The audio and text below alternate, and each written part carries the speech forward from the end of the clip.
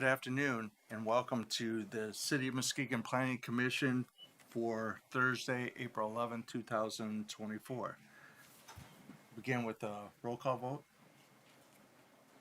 Roll call, I mean. Johnson? Here. Gawron? You're Here. here today. They put you next Willett? to me. Leroy? Here. Seifert? Here. Keener?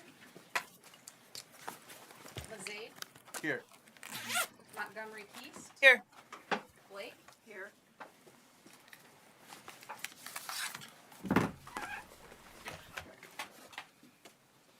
Get seated. Good. Everybody get seated. Okay, we'll start with the approval of the minutes from the meeting of February 15th, 2024. I'll move to approve the minutes presented. Oh, And to amend it. you have an amendment? Yeah. That's why I was like, if you don't mind No. me making the motion. Go right ahead. I move to adopt the minutes presented with the correction that Mayor Ken Johnson opened the meeting, not Tim Mahalski. So Oh. it mentioned Tim had opened and took roll call, so just want a clarification there. It's true. You did not. So do I have a support with that correction? Then I'll support that. Any further discussion on the approval of the minutes? Can you just add an extra T to my name? Oh, and an extra T to her name. Okay. That's a friendly amendment. Got it. Yeah. That's a correction. Yeah, Okay. You spelled my name right? Let me look. I'm gonna look. So all those in favor of approving the minutes of the meeting of February 15th, 2024, say aye. Aye. Opposed, same sign. Motion carried. Next item is old business. Mike, is there any old business? No. And then our next item is public hearings. Before we get into that, I'd like to explain for the audience and for both audiences how we'll handle those meetings or how we'll handle those public hearings. We'll start off with the introduction by the city staff of the item that was before us, and then there'll be an opportunity after that for the planning commissioners to ask questions of the staff, and then we'll allow an opportunity for the petitioner to make a statement or a presentation, and then after that, we'll open up the public. Once that's concluded, once everybody's had an opportunity to speak, both in person or by telephone, then we will close the public hearing and take action on the issue. Mike, you want to introduce the first subject? Sure. This is hearing case 2024-05. This is a staff-initiated request to rezone the following properties from MC Medical Care to Form-Based Code Neighborhood Edge, 1760 through 1835 Wells Avenue, 1762 through 1836 Oak, and 0 Wagner Ave, which has the property number identified, two of those parcels. This is a cluster of buildings located just to the east of the former General Hospital campus. Since the hospital is closing in 2019, these properties have had a hard time filling their suites with different types of medical associations. So we've gotten a lot of requests for different types of businesses, which unfortunately we haven't been able to allow. It was identified in the master plan that we should seek a rezoning for this, something more compatible to allow for businesses. We held what we're calling now focus groups. So instead of maybe going to the entire neighborhood association,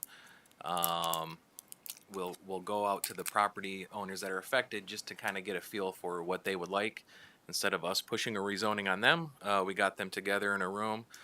We had 12 people, I think, of the 20 properties in attendance, and everybody was in favor of this zoning designation. It will allow for a multitude of different commercial and retail businesses and even some different types of housing. We have had some interested in housing, especially on the vacant parcels to the east of the development there.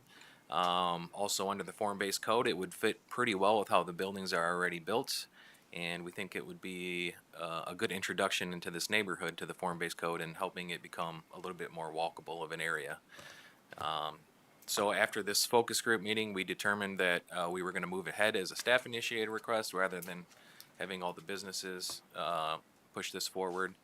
It was slated to go last month, but we did not have a quorum, so we sent out the rezoning letters again this last month, and we have not heard anything from the public. Okay. Any questions for Mike, commissioners? No?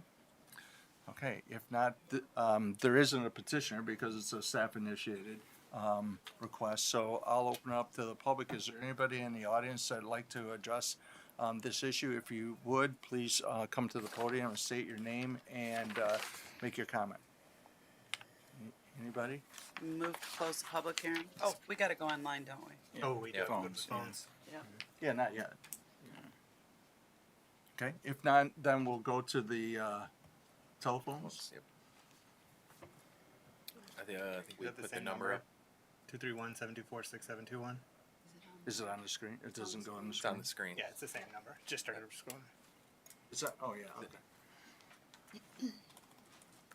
So if anybody wants to speak to this subject that are at home and watching, you can call the number listed on the ticker below the video, and then you have an opportunity to speak to this issue. I think she, excuse me if I may, He's Mr. a property Chair. owner. We're going She over had, the case. she had attended last month's meeting that had been canceled, wanted to speak on this item, so I think that she's interested. Well, let's see if there's any people phone. on the phone, and we'll go back if that's okay. We'll make sure everybody has an opportunity. So nobody's on the phone? Okay. So ma'am, Ma'am. Angie. you just walked in, did you want to speak to this item regarding the cluster of buildings near the former general hospital property? Good catch. You don't have to speak. Oh, you don't have to speak. I just know you came last month and, Yeah, you We just didn't came wanna in the miss middle you. of the meeting, so we wanted to make sure you had an opportunity to speak to this issue if you want. All right, now I'm gonna make that attempt again. Yep. I'd like to close the public hearing, or motion to. support. I have a motion and support to close the public hearing. Any discussion? All those in favor say aye. Aye. Opposed, same sign. Motion carried. I'll entertain a motion on the subject matter. I move that the request to rezone the following properties from, No, go ahead. Go ahead. from MC Medical Care to Form-Based Code Neighborhood Edge be recommended to the City Commission for approval. 1760, 1761, 1771, 1775, 1789, 1803, 1811, 1819, 1827, 1835 Wells Avenue. 1762, 1770, 1776, 1784, 1790, 1803, 1812, 1820, 1828, 1836 Oak Avenue. 0 Wagner Avenue, property numbers 24-661-000-0032-00 and 24-661-000-0033-00. Support. Okay, I have a motion and support to approve the request to recommend to the city commission the rezoning of these properties. Any further discussion? Roll call, please. Johnson. Yes. Garan. Yes. Willett Leroy. Yes. Piper. Yes. Keener. Yes. Zaid. Yes. Montgomery Keast. Yes. Shoney Blake. Yes. Okay, motion passes. Thank you. Move on to the next item of business. This is hearing case 2024-06, a request to amend section 2331, subsection C1 of the zoning ordinance to allow for 24-hour operation in the the marijuana facilities overlay district by the Green Abyss. We had a private application from the Green Abyss, which I believe operates the Grassy Knoll. They had noted that they wanted to move to 24-hour operations in their retail business.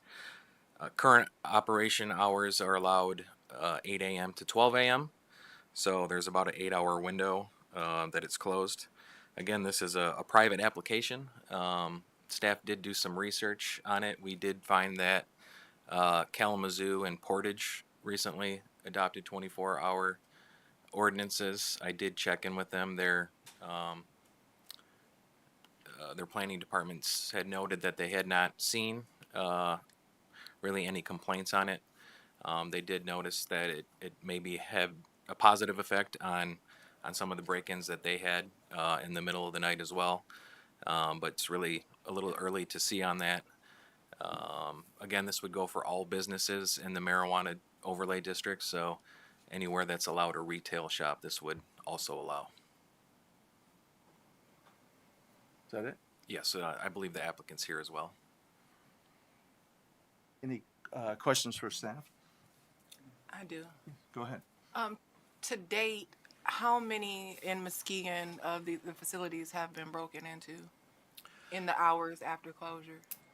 I don't have a hard count on that, but I do know last year there was a string of incidences at night at a couple facilities. So I don't have the hard data on that though. But Has that decreased since that? I remember seeing them in a newspaper and things like that, but has it this past year? Has there been I've not any- been made aware of any. Question. Go ahead. In checking the online overlay district zoning ordinance, it actually states 8 a.m. to 12 p.m. Yep, that's something we actually fixed. It was just a typo. It should be corrected today. Anything else for staff? And Mike, you said the applicant is here? Yes. Okay. Would the applicant like to address this issue? Give you the first opportunity before we open up to the public. You state your name. Fred Sini and my wife Janet and Selena. Thank you for letting us come in front of you today.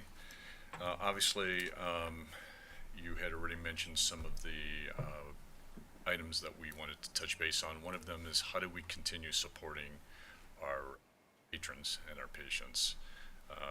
We have a lot of requests that people come in 5 minutes before midnight saying, hey, we just got off third shift. Can you help us? And obviously the doors are closed, so we can't, so they'll wait to come in the morning. I think it would definitely help the patrons a lot in regards to being able for all those other shifts that would benefit from this. It's how do we continue helping the community? You had mentioned security. So we have somebody there 24 hours.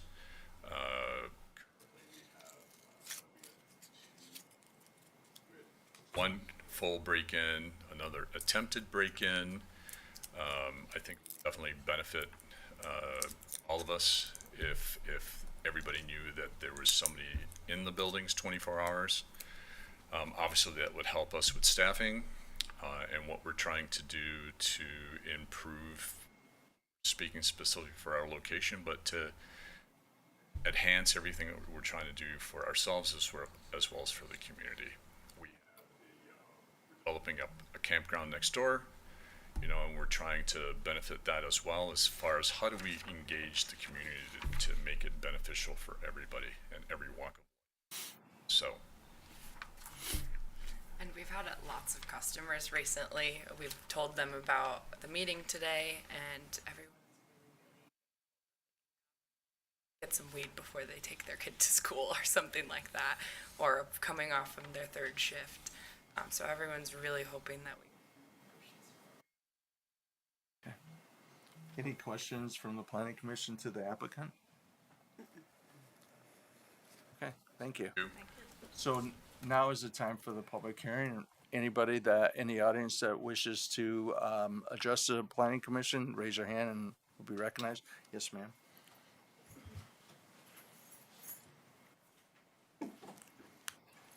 My name is Bree. I also run a dispensary in Muskegon, and speaking on that subject, we have a lot of different people, employees as well as patrons, this environment, and with kids and other obligations, opening up that window to be able to have also employment offering at third shift.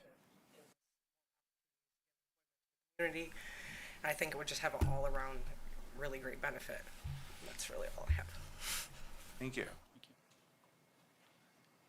Would anybody else like to address this issue? Yes, sir. My name is Brandon. We just recently opened up a dispensary in Muskegon, Missy Mountain.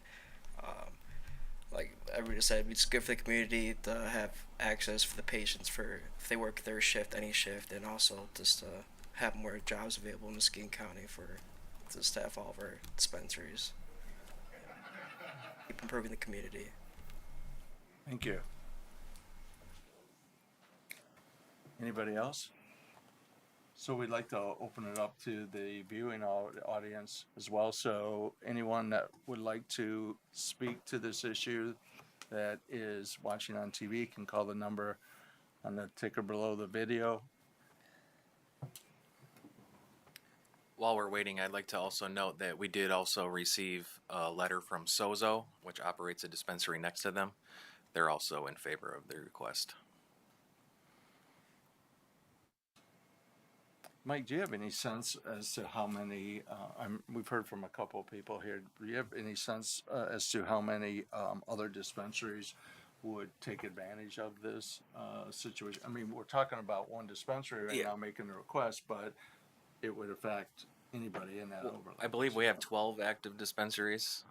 We've heard from 4 of them that are in favor and said they'd like to do the same.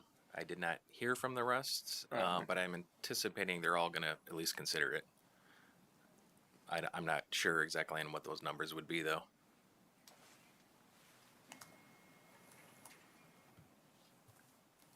Do we hear from anybody on the telephone? If not, I would entertain a motion to close the public hearing. So moved. Support. I have a motion to support to close the public hearing. Any discussion on that motion? All in favor say aye. Aye. Opposed, same sign. Motion carried. Now I'd entertain a motion on the subject matter.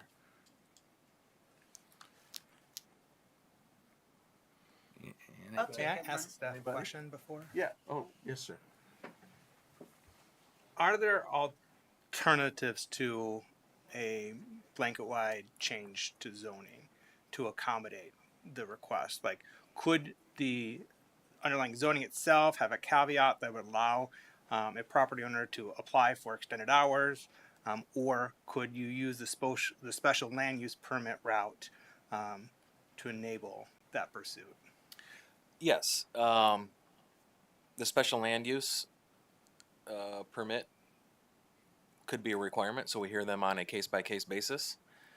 I guess if we wanted to do that, we'd have to determine what their criteria is we're looking for and why we're holding the special the hearing.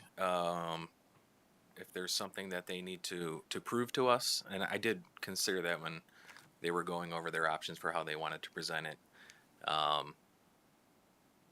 I couldn't think of a way to incorporate that would incorporate any data, rather than just saying this one deserves to and this one does not. So I didn't offer it that way. If we could help think of some criteria, maybe if they were away from things that need to be quiet at night, I'm not sure. Yeah. And that's what I'm thinking. Like, Yeah. I don't have a problem with this applicant and their property and where they're located, Yeah. Sozo's. Like, that's not, heavily residential areas right off the, the highway there, and it's off on the edge of an industrial park. So this particular property and applicant's not a concern. I have some concern, or I'm torn with regard to other properties within the existing district, and just saying, okay, now use by right, you can be open 24/7. Yep. So there's also, since it's an overlay district, the way it's written now, everybody's allotted the same rights, but we could be a little more specific within that. We could say your hours are 8 a.m. to 12 a.m. unless you're industrial zone, business zone, then you could go 24.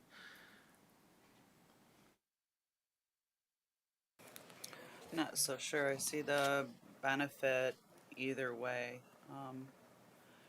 24 hours is 24 hours. If there's a complaint on noise, it's handled like anything else, right? That's true. Yeah, I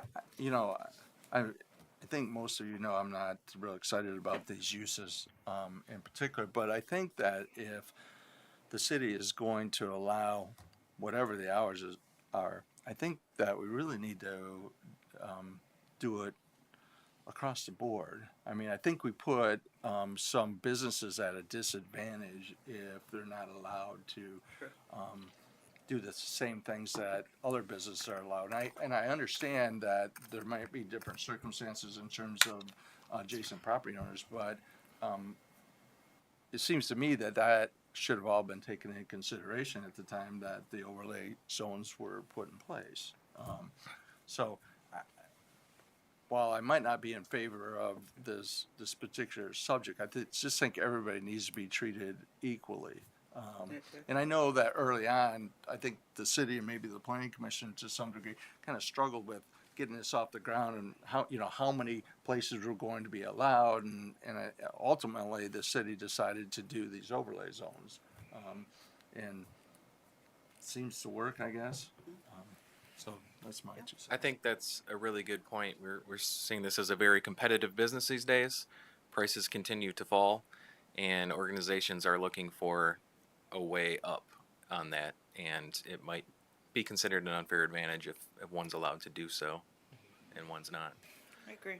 Are we doing discussion? We don't have a motion on the floor. Nope, go ahead. I would agree that it's not so much the purpose of the business, but the concept of operating 24 hours a day, very close to residential. I live very close to Laketon. There's lots of dispensary traffic on a regular basis near my home, and so I'm very familiar with, things kind of close up shop when dispensaries close. I took a ride down Laketon today. We now have dispensaries across from the middle school. We're trying to build, that as a center for incoming students soon, and I think we really just need to consider especially if we expand where marijuana can be dispensed, that it's going to begin to have impacts in those neighborhoods as well. So just thinking forward of the way the industry wants to grow, that it might not be in its best interest and ours. All right, so we got a little off the track, so I'm gonna take a motion before we continue any discussion. I'll get it over with. Okay. I move that the request to amend section 2331 subsection C 1 of the zoning ordinance to allow retailers, provisioning centers, and micro businesses to operate 24 hours per day be recommended to the city commission for approval. Second. So we have a motion and support, I'm sorry, and now we'll enter to further discussion. Yes, sir. Mike, when I was reading the summary, I for whatever reason, I keyed in on the quote in summary number 3. This will allow us to service the essential medicine to our community for people working afternoons and midnight shifts. And should I have seen that beyond medical marijuana to include also recreational, correct? It's a good question. Well, it would. It would allow for medical or recreational sales. Okay. That's just how the applicant had stated it. All right, because I would that was going to be one of my first questions, if this was going to be limited to Lara holding card folks. No, it would not. And it wouldn't be for recreational only. And I do have some issue in my head on that because of other recreational, substances, such as microbreweries, regular alcohol sales, which are regulated by a different agency, with cutoff point at 2:00 in the morning. I think, for me, perhaps you could, make an argument, medicinal, use for me in my head, 24 hours a day, like some pharmacies. But I'm having a hard time with wrapping my head around recreational use substance, seeing as how any of the other legal substances, namely the ones that we grew up with, spirits, wine, and beer, have a cutoff point at 2 a.m. Yes, that's certainly an option. We could restrict it to medical. However, I would anticipate we wouldn't see anybody take advantage of that. I think recreational sales have fallen off, or medical sales have fallen off so strongly over the past few years. My guess is they would probably choose not to stay open. Yeah, And I just wanted to comment on Commissioner Leroy's comment about the distance from the new middle school. I know that that doesn't have anything to do with us, but I think we should start being a little bit more aware of where the placement for these places are. Studies show that access increases for youth the closer that it is to a place that they frequent. I don't disagree with it. I think that the horse is kind of out of the barn. It is. Yeah. It Pot is. shops came first. Yeah. Then the school. Yeah, yeah. Been talking about this for a long time, and I'm not gonna get off that Right. because I think it's important. It's evidence based, so it's something to remember. Yeah, speak. City manager. So regarding the proximity to the middle school, and I've been thinking about that one too, but the request that's before us, the hours that it would change wouldn't be at a point in time when people would be in the school. So when they're in the school, it's already operational. So I think for me, that's a little bit of a moot point. But I just wanted to weigh that out there. I have some reservations about this, especially after COVID. Walmart is not even open after 10 o'clock. And additionally, for medicine, the pharmacy is not open, any of our pharmacies in Muskegon. And I think about the potential. I also see where it brings in jobs, which are very important for Muskegon. But at the same time, I also think about I've seen people react off of gummy, get right in the car, chew, and are high as a kite within 15, 20 minutes, depending on what their dosage is. So that concerns me too about driving, potential accidents, things like that.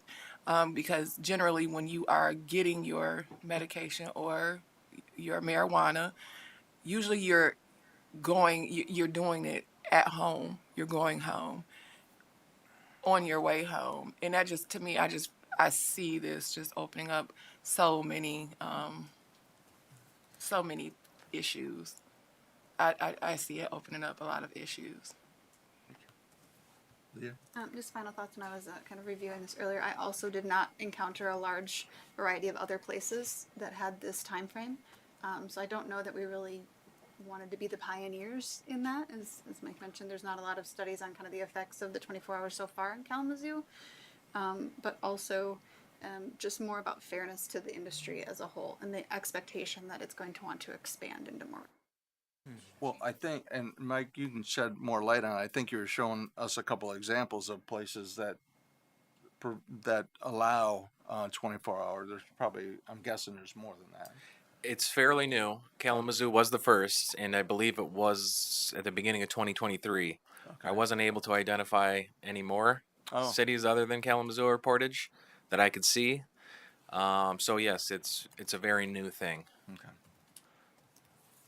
Any other discussion? Mr. Mayor? Couple questions, but just piggybacking immediately off this conversation. For you said Kalamazoo and Portage. Mhm. How are their regulations comparable to ours in terms of like where these businesses can be established? Or is it pretty widespread across the city? Is it concentrated just to certain select areas? And what are the demographics or the what is that area like? What is it? I'm more familiar with Kalamazoo, and they're quite spread around. Okay. They're not very similar to ours. So It intermixes with a lot of different land uses Yes. and activities and whatnot. Okay. My other, I guess it's more of a comment than a question, is that, yeah, it's more of a concern about the 24 operations. It's not the activity that's happening.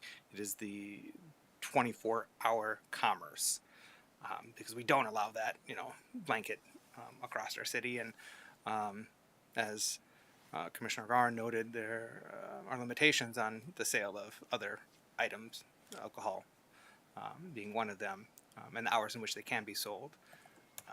And I know when this was legalized statewide, it was legalized in a way for it to be regulated similar to alcohol and tobacco. I do agree with Mr. Chair about the preference or the need for it to be fair and apply equally.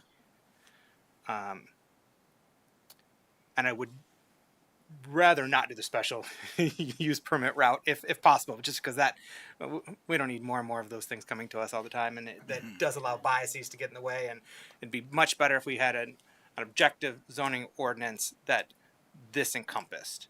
And so what I'm wondering is perhaps a way forward to accommodate it without it just being a blanket 24 hours and still be a consistent approach across the city, is if perhaps we created some kind of radius.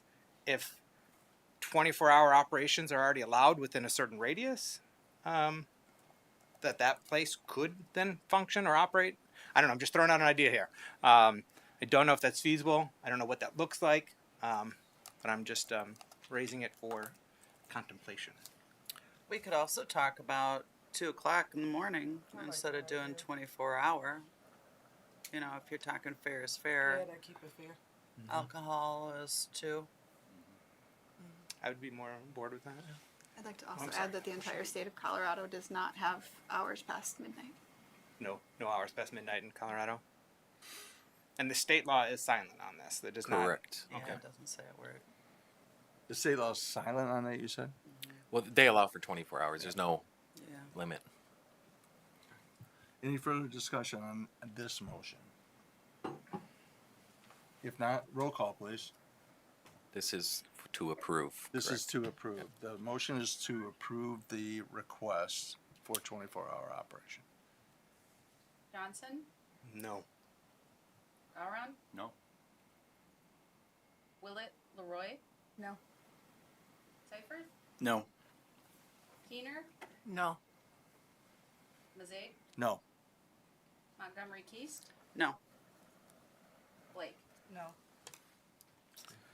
The motion is not approved. This will still go to the city commission meeting at the next meeting on April 23rd. April 23rd. So I'll get in contact with you all about that. All right. Moving on to the next public hearing. This is hearing case 2024-07, request for a special use permit to allow a Class B recreational marijuana grow and processing facility at 1700 Lakeshore Drive by ZAA LLC. The property is located in our Lakeside Form-Based Code, Lakeside Commercial District. It does allow for these 2 types of marijuana permits. If you'll recall, we made an ordinance amendment in, I believe, 2020, 2021, when we were seeing the marijuana overlay district prices getting a little out of hand and pricing out local people. So we decided to amend the ordinance to allow smaller types of marijuana uses in pretty much every business or industrial or medical care district with the issuance of a special use permit. In my opinion, I think this is exactly why we created this. This group is local. They've been doing this caregiving out of this facility for several years. We've had no complaints. They're a good neighbor. They let people park in the back and use the bike trail. We also sent out a letter to everyone within 300 feet. We got a letter from their next door neighbor, Randy Crow, who was also in favor of the project. Also wanted to state that he thinks everyone should be able to do that in this district. So for whatever that's worth. But the applicant is here, and if you have any questions for him. Any questions for staff? Mr. Mayor. Yeah, if we could, before we get to the motion, could you, I was going to pull this up, didn't have time this afternoon to find this, but could you, perhaps while we're doing the public hearing, find the language from previous special use permit approvals where we included the condition about odor control? 'Cause Yes. I didn't see Yeah, that included in I here. thought about that after this went out. Usually we put a condition that there will not be repeated,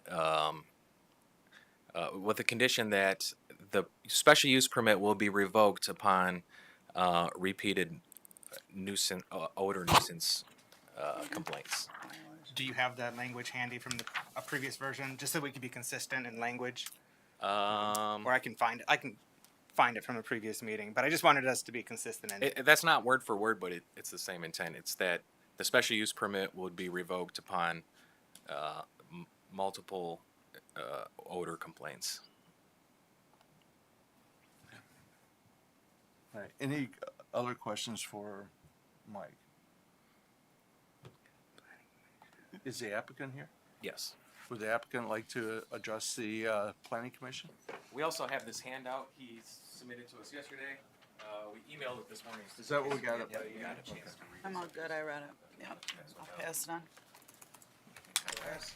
I mean, we've been there since 2015. Can you Actually, state your name, please? my name is Gregory Adams. I live at 2112 Sampson Avenue. We came to Mike in 2009. We've been influential in helping to bring cannabis in a positive light to Muskegon. We even helped write the zoning for the form-based code.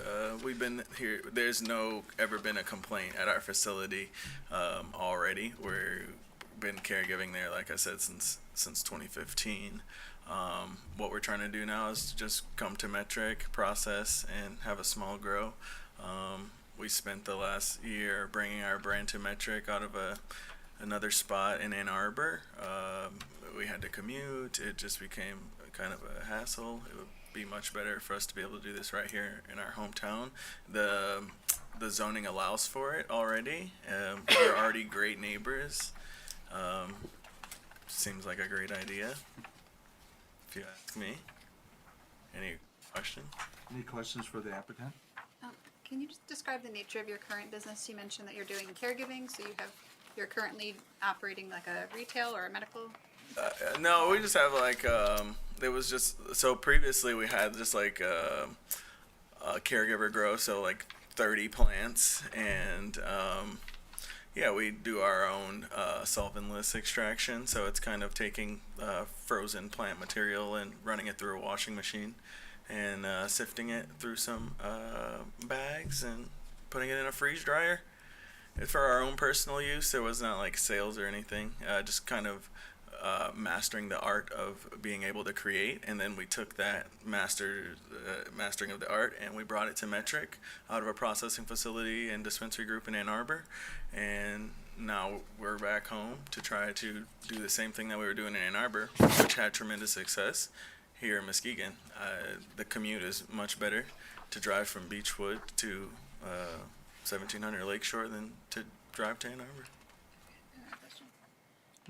So would you expect the number of people employed at this facility or the traffic parking situation to increase what it currently is? So now there would be less than 5 people there. There's plenty of parking there. Oh, we have plenty of parking. I mean, we have to stop people from parking there to the point where we can't even really fight them, you know? Like, I would be my job would be towing people every day. So we just try to be good neighbors and just explain to people, hey, park in a reasonable, respectable fashion, and kind of get them to have a little bit of order to what they do. We keep them in the back. We do a pretty good job of organizing that, as is. Mr. City Manager. Yes. Just to try to get some context for maybe other similar operations in town, is this kind of akin to maybe what Indigo does on clay, or? So Indigro is more of a micro license. So what they do at their location is they actually dispense product there. So they're open for commerce as a retail operation, and they also cultivate. I do not believe that they process there. I believe as a micro license they have the right to process, but I believe they choose not to. Another similar operation like that would be MI Canna. Technically, I believe they're zoned in the city of Muskegon Heights, but they are also involved in retail at this location specifically. Our goal is to cultivate product and process product solventlessly and not dispense or sell or be in commerce whatsoever. So, not open to the public. Okay, thank you. Sure, go ahead. Is the plan to increase your plants from what you have? What you do? You said you grow 30 now. Right. So we would have to go through state licensing, but we would be able to have 500. And what's your plan? Huh? What is your plan? In between 500 that? is what we would be allowed Yeah, to have. five- So 500. Are you trying to do that whole 500? I mean, we would love to do 1,500. Absolutely. Okay. You know, the plant number isn't going to increase the amount of cannabis that we're. Kind of makes it more streamlined and more sustainable at the end of the day. So as you increase the plants, now you said the odor issue that is, okay. So never mind. But we've been there for 10 years and we've never had a complaint of odor as is. So, but I'm just, I don't know a whole bunch about your expertise, but I'm just thinking from 30 to 1,500, that's a whole lot more But smell. they're restricted to 500. Yeah. Our ordinance won't allow the 1,500. Okay. So we're, with the special land use permit, what Muskegon allowed, to our knowledge, was a Class B license, which is capped out at 500 plants. Right now, the caregiver law allows for up to 72 with 5 patients, plus the right to cultivate your own 12 plants. Where Greg was kind of going with the plant count is the nature of the facility size, regardless of the plant count, can't increase the amount of product being produced out of the facility, because what happens is it's about canopy square footage more than the amount of plants within that square footage. So a lot of the times you'll see people that are limited plant count, they'll grow larger plants to fill out more square footage within that canopy to produce the maximum amount of product possible. Whereas a lot of the licensed facilities, because it is a lot more efficient, will go to a higher plant count. They'll have a shorter vegetative period before they put them into flower. They're much easier to manage, handle, manicure, harvest, so on and so forth. So ideally, we understand our limitations at that property is 500 plants. Going back to Greg's comment about we would love to have 1,500. Operationally speaking, it just makes everything a lot more efficient, a lot more streamlined and easier to manage. Right now, it's not a request that we have. It's something that maybe one day, if we can, get approval on this, we do have a discussion about. But for now, the property in its size being around 7,000 square foot can only really harbor around 1,000 plants max, knowing that the other 50% of that property is going to be going to that solventless processing operation. So. Well, thank you, Bill Nye of marijuana.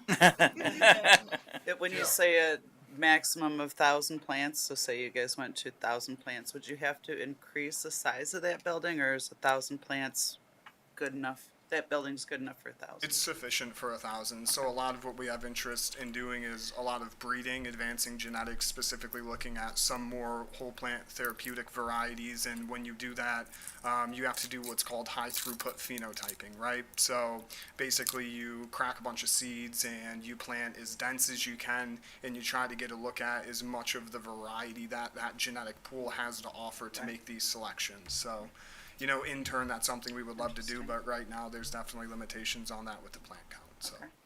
Thank you. Any other questions for the applicant? Go ahead. I guess it's more of a for staff and the applicant while we have them here. Are they required to comply with like the landscaping requirements and the other type of requirements that some of the dispensaries have to comply with based on their use? When they will have to apply for their local license. So this just gives them permission to do so, and then they'll have to follow all their requirements. So Okay, so we'll have further conversations about how they're meeting those. this board will not. It'll Right, be a somebody staff. else. Yep. It's just staff, yeah. Yeah. Any other questions for staff? No? Thank you. Going back to the landscaping and beautification requirements by the city, in our application, we did provide a site plan that we had done by West Shore, and what we included in that site plan was the beautification and the landscaping of the property that we do plan on doing there. So that has been included in the site plan. So. Oh, cool. Great. We haven't had a lot of time with this, so bear with us. We just got this last bit of information today. So, any other questions for the applicant? If not, thank you. And now we'll open up for public hearing. Is there anyone in the audience who would like to address this issue? If so, please raise your hand and you'll be recognized. If not, we'll go to the viewing audience. And if there's anybody in the viewing audience that would like to address this issue, please dial the number on the screen and you'll be recognized and be allowed to speak to this issue.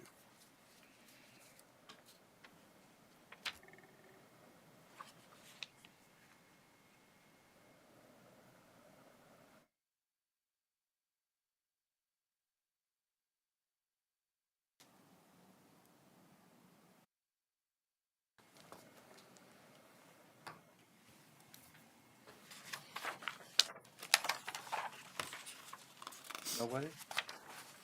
I'll entertain a motion to close the public hearing. So moved again? For a motion? I have a motion and support to close the public hearing. Any discussion on that motion?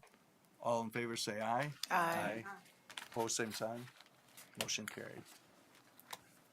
Look for a motion on this issue. I move that the request for a special use permit for a Class B recreational marijuana grow and processing facility at 1700 Lakeshore Drive be approved with the condition that it be revoked if there are numerous, I should say, with the condition that it may be revoked if there are numerous complaints regarding odor. Support. We have a motion of support to approve the request, subject to, odor requirements, odor control requirements. Any discussion on the motion? I just want to share that that condition was carried, or same condition that language has been used on the November 16th, the last special land use permit. Yeah, we've had those on the list several. I just forgot to include that this time. Are we approving only the use or also the site plan? It's only the use. Only the use. Just the use. Any other discussion? Roll call, please. Johnson, Yes. Gawron, Yes?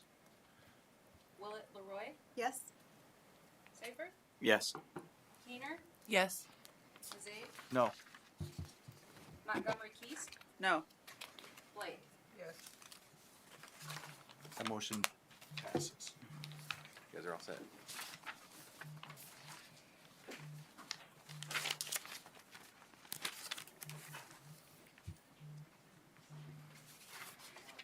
Right. Yep. Moving on to hearing case 2024-08.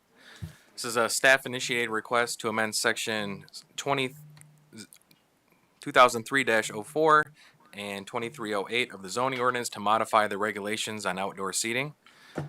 We have two sections, one in our regular ordinance and one in the form-based code. We're suggesting to significantly trim down the form-based code just to keep it to where it says which building types you can have this on, and to just reference the other part of the ordinance so that they're uniform across the city, rather than mostly downtown would be different from the rest of the city. So this would make them uniform. It really talks about pedestrian movement. What we try to clarify, we also made some changes because of the new bollards that went in on Western, and those bollards moved, so we needed to address that. I put together a visual representation. I don't know if we can Fabulous. pull this up. It looks like this thing is down, but I can stand up here and show everybody. This is kind of the gist I can share. of what this will do. We have two different examples here. What's a bollard? Is that one of those things you can't run into? Yes. Okay. Yeah. Those gray things on Western. So those things move in and out. There's a section will move road so that there's more sidewalk. There's no curb, so it's very gradual. It's handicap accessible, ADA accessible. But this gives you two options, whether you want to have the ADA clearance, pedestrian clearance next to the building, and have the outdoor seating after that towards the curb or the gutter. And down here, we have it to where the outdoor seating would be next to the building, and then you have to have the pedestrian clearance. Now, it says you have to have 6 foot of clearance either way, between, if you choose to have a fence, it has to be from the fence or from where the seating is. However, it can be obstructed a little bit if there is a light post or a tree, as long as there's 4 foot. So here we have a tree with 4 foot of clearance and 6 foot of clearance between the whole thing, so that would work. Down here, we have a light pole, which also says you cannot enclose a light pole or traffic sign or anything other than a tree. Trees we're saying are okay. We've seen some pretty cool things within cities, and even here, for allowed where they're designed around trees. Sure. So, not a big deal, but they should not be impeding traffic signs or anything like that we may need to.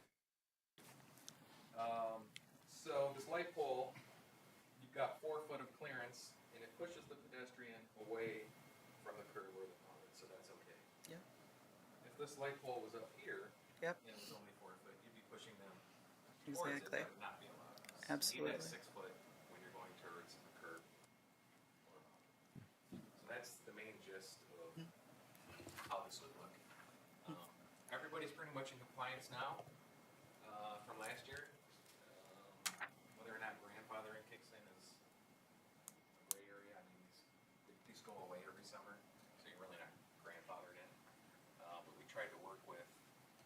what's there and make it compatible, but we also limited some things, like we saw some weird things like chains being used as a fence, tying them to trees. We don't want stuff like that, so we looked up a little language like that as well.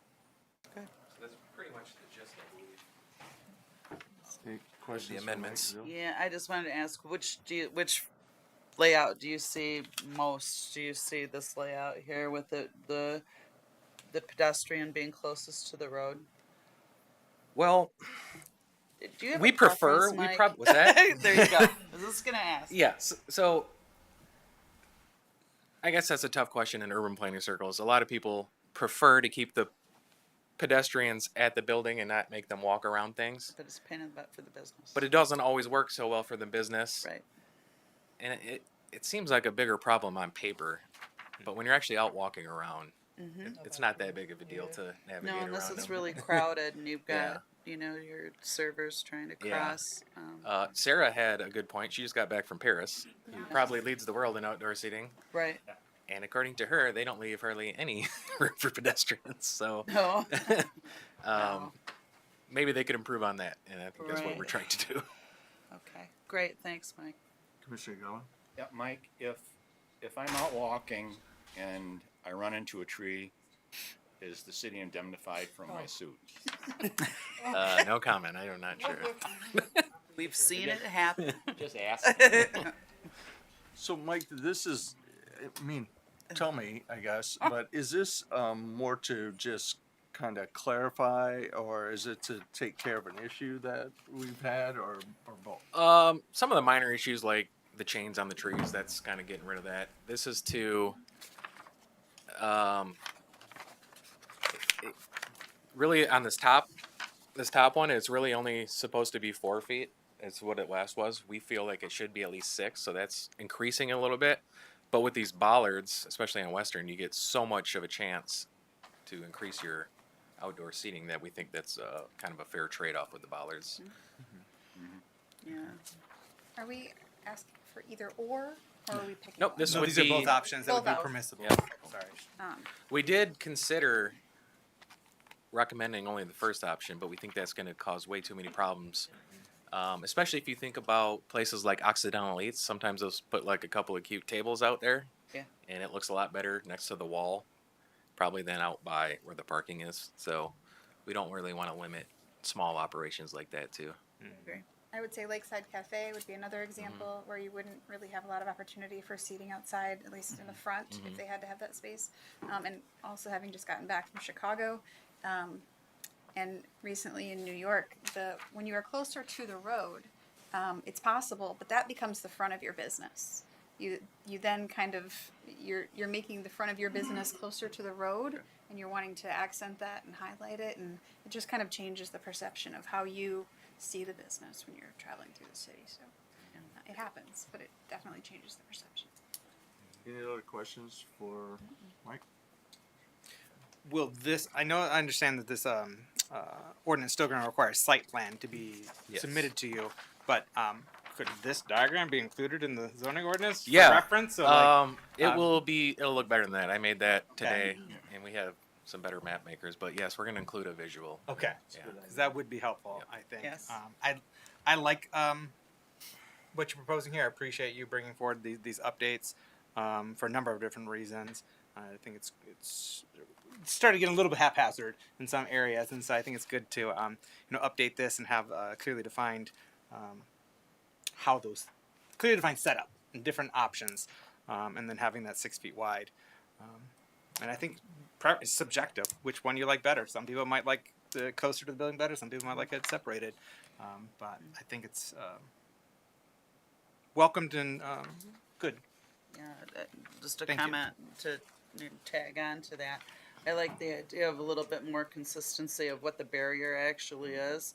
Because when I'm walking down the street, sometimes you can't identify exactly where you're supposed to walk and where you're not. So that's great, Mike. Thank you. Yeah, I think so. I'm just gonna let you go ahead. Oh, you go ahead.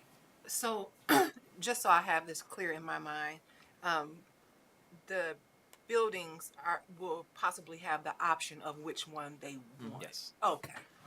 Or potentially both if they have enough room. That would be Okay. doubtful, but like in front of the Leonard, they could do They both. can do both. That might work, yeah. So my question would be, is there, and I'm just not seeing it here, or if it's in another section, is there any type of season or timeline to the outdoor seating? You're saying people are using it in the summer. Is there any restrictions from using it year round? Because Yeah, again, so- having just traveled, it does expand the business's capacity to serve people if they want to invest in something that makes people comfortable in all weather.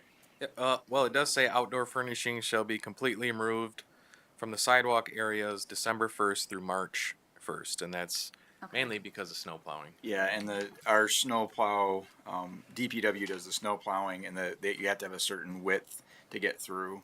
That I don't think that 6 feet would.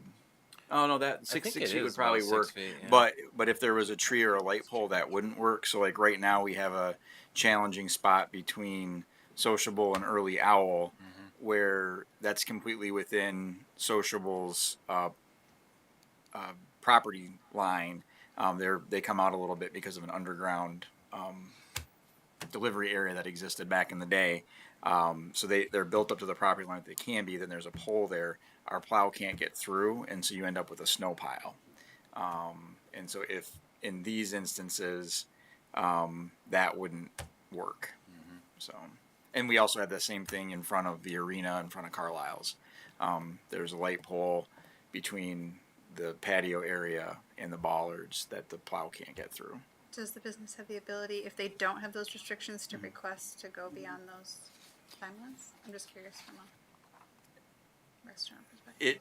I guess they could, but it would, in the winter with the logistics of snow, it would be difficult. I wouldn't, we do have, Dr. Ralph's does, but that's all within their property line. Carlisle's does, that's within their property.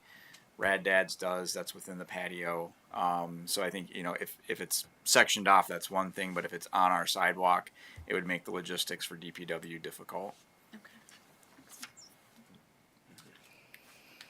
Any other questions? So there's not an applicant, so I'll allow opportunity for anybody in the audience to address this issue. Now is the time for the public hearing. Nobody. We'll move to the viewing audience then. If there's anybody in the viewing audience that'd like to address this issue, please feel free to call in and you'll be given an opportunity to address this issue. And that phone number is 231-724-6721. Takes a minute for it to show up on the screen, so. And then it takes a minute for people to actually hear or see it on Facebook from when you say it. It'll lag. But wait, there's more.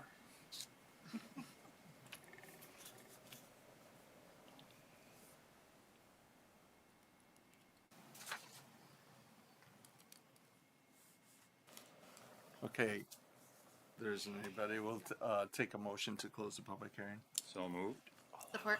3 times in Motion a support. row. I have a motion and support to close the public hearing. Any discussion on that motion? All's in favor say aye. Aye. Opposed, same sign. Motion carried. Now I'll entertain a motion on the subject matter. I move that the request to amend sections 2003.04, I always get these numbers, and 2308 of the zoning ordinance to modify the regulations on outdoor seating be recommended to the city commission for approval as proposed. Support. Second. All right. Try and We have get a in there. motion and support to approve the request to amend the zoning ordinance, or to recommend to the city commission to approve the amendment. Any discussion on that item? Roll call, please. Johnson, Yes. Aron, Yes. Willett Leroy, Yes? Seifert, Yes. Keener, Yes. Mazabe, Yes. Montgomery Keast, Yes. Blake. Yes. Very excited for this summer.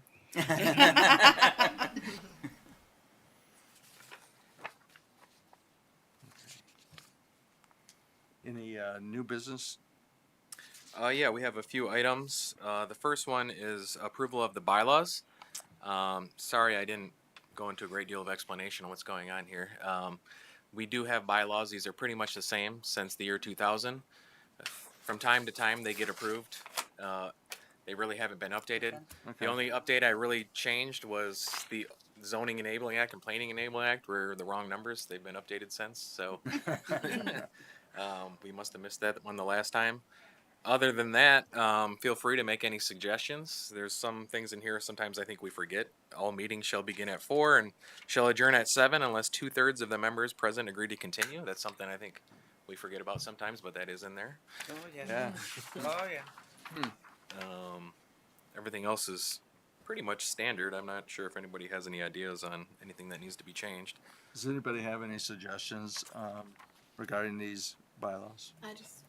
I was trying to read through these, so actually I asked Mike if we had bylaws when I joined the planning commission, so I figured we should review them.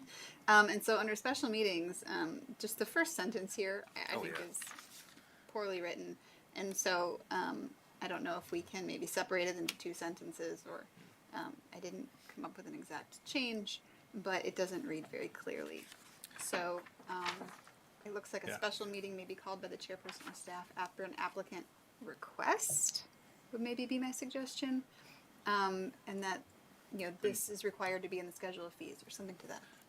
Yeah, those should be 2 sentences in reference that there's a schedule of fees that they pay. Okay. Mr. Mayor? I just want, because that was one of the things I did have a question about as well, one clarity. So it should read, a special meeting may be called by the chairperson or by staff after an applicant requests that meeting and pays the fee. a corresponding There's an extra scheduled fee. There's a $600 additional fee. Pays the special meeting fee, whatever it's called. It probably has a name. Special meeting.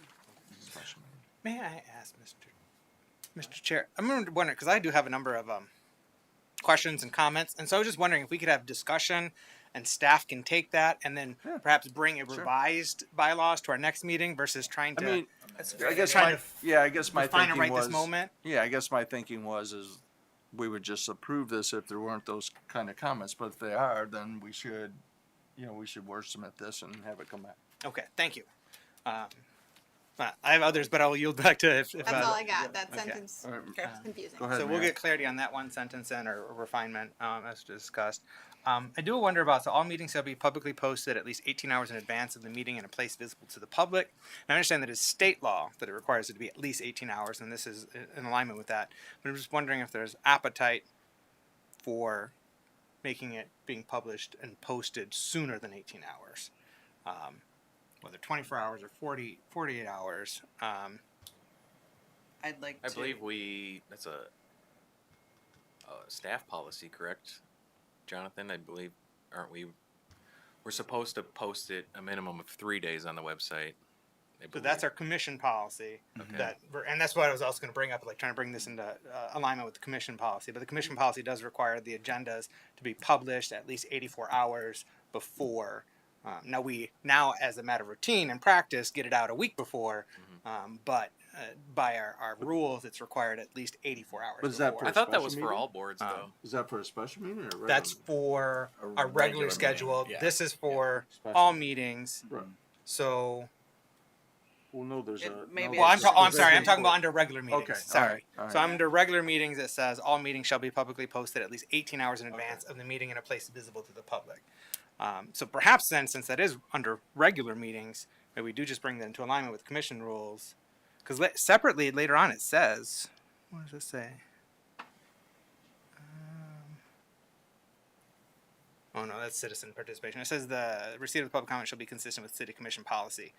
So you could maybe have language saying meeting notices are consistent with city commission policy. Yeah. So there is alignment and it doesn't cause, the public can expect the agendas for the city commission, the planning commission, which I think are probably the two most important boards at the city organization, We should be to be very consistent. Everything should be consistent. Yeah, I'd say, and just to let you know, staff's fully capable of doing this. We try to make it a week. Mhm. Sometimes it gets delayed to that Monday, so about 4 days. But we're fully capable of doing this. So Okay.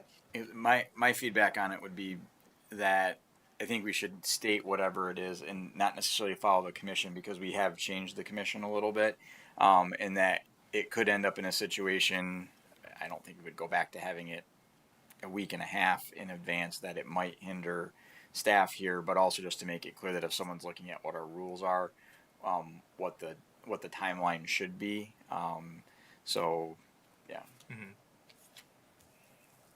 I'd be okay That's with understandable. I could go Yeah. with spelling it out specifically, and I would personally would like that to be the same as the city commission, knowing that in the future if the city commission changes, we have an opportunity to change ours as well. You know, well, if I'm on the planning commission. But Great. so any objections to going 84 hours advance notice for that? No. Okay. Go ahead, keep going. Okay. Then I was wondering about this. That was news to me when I heard about that. When I read the shall adjourn by 7 p.m. unless 2/3 of the members present agree to continue. I've never heard that before. I think we should keep. I think we should never institute have that in ever another done meeting. No, here's the thing. There you go. No. Now here's the thing. 4:30. Let me finish, please. Here's the thing. At any time during a city commission meeting or a planning commission meeting, a member of the body can choose to motion to adjourn. They can choose to say, let's table the rest of the things on these items and adjourn. So we don't, in my opinion, we don't necessarily need exact language saying, okay, you must wrap it up by 7 p.m. unless 2/3 say you continue. Just no. Any member of the body can say, I motion to table the rest of the items and adjourn. And so that's why I was just like, this is unnecessary, in my opinion. I would concur with That's that. okay. I think that for citizen participation, you know, if everybody's clearly engaged and we're doing the work that we need to be doing, cutting off the meeting just because it says we do it at 7 seems silly. Yes. I, Which is actually what we've been following in practice. We don't cut it off just because we don't want to hear everybody else's comments. Right. It's got to go. We don't do that. But we've never done it. You're right. I'm with you. Okay. I can do that at a commission meeting. You can. Not now. That Not business now. that business continues to the next meeting. That's right. Everybody quiet. All right. Seems to be some consensus on that. So. Okay. Yeah. So we already talked about the Next special item. meeting. That's funny. Notice the time, date, and place of the special meeting shall be given in a manner as required by the applicant. That Shall be sent written lines up notice. with what you were talking about before. So I think just to have the same. Wait, no, this is the special meeting. I'm just thinking of the last sentence of that for special meetings. Public notice of the time, date, and place of the special meeting shall be given in a manner as required by the Open Meetings Act, and the Planning Department shall send written notice of a special meeting to the commission members not less than 48 hours in advance of the meeting. So it does not specify postings of the special meetings. So we're just going to default to state law then on the posting, or we want to say posting is going to be the same. So if we're getting the stuff 48 hours in advance, then it's posted 48 hours in advance. You know, online. It really shouldn't change. We call everyone to make sure they can make that date, or at least we can get a quorum. And then we have just as much time as we would in a regular meeting. So Yeah. No, what I'm saying is that this section right here is silent about posting of special meetings. yeah, I'm And so saying it's- we could accommodate that. Oh, okay. Sorry, I misunderstood. Okay. So there's no problem if we were to add a caveat that it's going to be posted and published at the same time that the commission members are 84 notified. hours? Was that 84 hours? This says 48 hours. 48. No, we wanted to keep it consistent with what. Oh, we're gonna but for change special it. meetings, I think we have. Special- We want. I would say special meetings would be 48. 48, Those would okay. generally be single topic. Right. and clearly urgent or Yeah. important. Good point. Okay. So And it's easy to do our postings now because we do pretty much everything electronically. We've got the electronic boards, so. Correct. Okay. For citizen participation,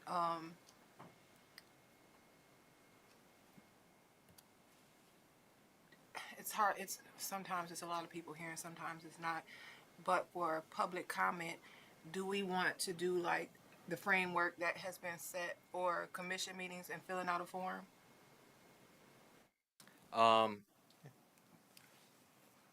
We don't typically get as many requests, but that's something we could consider. Also, something to consider is the last sentence about the 10 minutes. I was coming If to it's that, a yeah. group, Yeah. we don't do that at the At commission the city anymore. commission, so I would encourage removing that. so that's I aligned think with we the should city remove commission. that. And I don't think we should require people to fill out an application or to speak. I would suggest what language? I think I had written something on here. So for Language about this. I mean, I've so in seen- addition to, so I was talking about bringing this in alignment with the commission, and I was just saying name and home address must be shared whether by verbal announcement or submission or written public comment form. So if you, so you can still call people from the audience and they can come up and speak without doing a form, but that there's the option to have the form and you provide your name and address that way. Because we do. what I don't know about the planning commission Either if there's or. rules that are required to get the home address, but I know the city commission, it's a requirement that you provide your home address. And for what reason? It's in the commission rules for the records. I mean, for but what that's why reason? we changed I know, it but our so rules you don't are- announce it. But our rules are not necessarily the same, or don't necessarily need to be the same as city commission. So why would we need to have somebody's address? Well, for reference, I think it's important. People It's have a- certainly. I think people it's. have a right to come and speak. It doesn't matter if they. Oh no, I think it's very important. I think it's very important to know if someone is speaking to us is a city resident and where in the city I they may agree with reside, that. versus if they live But it's not elsewhere. required for a public meeting. People can come and speak. I can go to. Oh, certainly. Absolutely. I don't think And it's they not need- restricting it to only residents Right. speaking. Right. It's just announcing, But sharing but whether you're in talking writing about or. requiring that. Yeah, we required it at the city commission. say the address though, not to Right, say I where they understand live. that, but we're talking about planning commission. Yeah. And I would not be in favor of requiring it. I So think right it's a now, good idea. technically, it is required because the current bylaws say that receipt of public comment shall be consistent with city commission policy. So it is a requirement. Now, But we're I'm talking okay. about we're also talking about changes to this. No, I mean, yeah, you've yeah. introduced a number of changes. oh yeah. Yeah. I like the idea of having the address because I will tell you that sometimes I would ask if they didn't say their address. I'd be asking them like, "Where are you from?" 99% of the time, I want to know if they're a city resident. But they don't have to announce that to everybody online and in front of everybody in the audience. If they don't want to say their address, they can definitely put it on a form, just as long as it's in the record. We could give people the option to submit a form with their address rather than stating it aloud. Sure.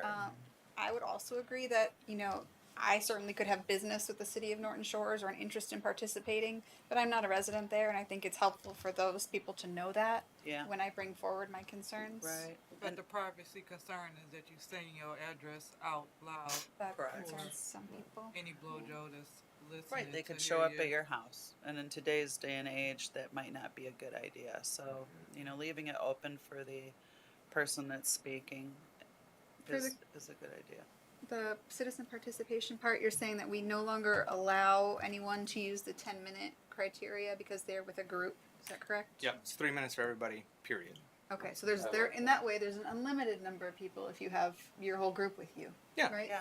And that's In how that- some have in worked that around theory. it. That They makes just sense. 3 people in a group and they just go 3 minutes, 3 minutes, 3 minutes. That And makes build on sense. each other. Sure.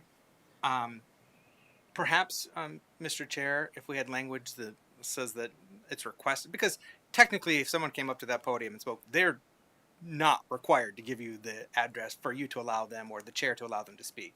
Like they have a legal privilege and right to speak, and they can choose to withhold sharing that information. But perhaps we have language in there that says we request it by form or.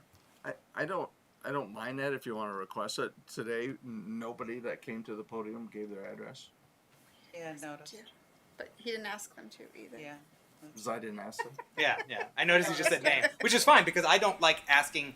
My preference is not to announce or ask someone's home address publicly because I do think that's important to be private. But I could be. think at the same time it's could be important for dangerous. us to know, where. And so what my practice is I just acknowledge what neighborhood they're from in the city instead of like, oh, you live at XYZ address. So if somebody wants to address the planning commission and they're not going to give their name and they submit a form and they don't submit their address, what are you going to do? I would allow them to speak. Yeah. That's I a- believe that's their I don't legal have right. objection to requesting that, as long as we're not requiring. Okay. Great. I agree So with that. request but not require.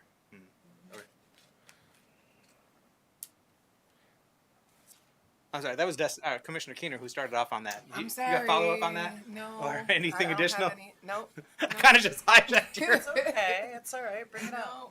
Nothing wrong with it. Anything else on the bylaws? Yes, a few more things. Okay. Because this meeting we can actually adjourn at 7 because we haven't changed it.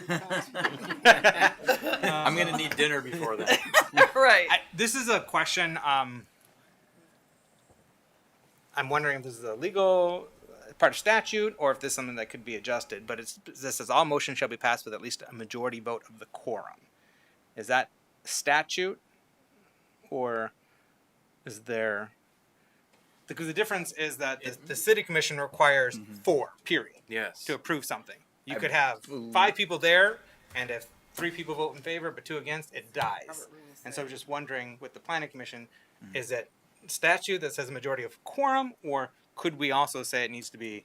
Yeah, that would be. And I'm just secondary curious to the if we planning want to. commissioner. Let's have the city. Just wondering Yeah, if we could. I believe, and this might just have been practice in my past communities, About this. but it was a majority of the planning commission if it was an ordinance amendment, or something along those lines. But if it was a simple site plan approval, it was a majority of those present and voting.